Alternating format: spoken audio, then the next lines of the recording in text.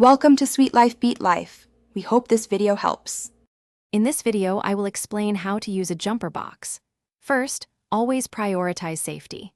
Make sure your jumper box is fully charged and ready. Wear safety glasses and gloves to protect your eyes and hands. Confirm both vehicles are completely turned off and in park or neutral. Keep any metal objects away from the battery terminals to prevent accidental sparks. Safety first, always. Now, let's connect the cables. Take the red positive clamp and securely attach it to the positive terminal of the dead battery.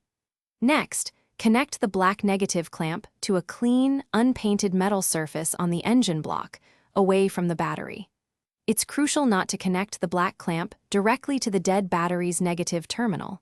Double-check that all connections are firm and clear.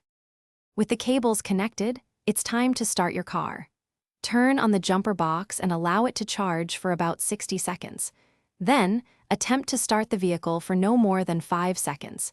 If it doesn't immediately start, wait 2 minutes before trying again. Once the engine turns over, let it run for at least 5 minutes to ensure a good charge. Finally, let's disconnect the jumper box safely. Always remove the black negative clamp from the engine block first. Then, carefully detach the red positive clamp from the dead battery's positive terminal. Turn off your jumper box and store it in a safe place.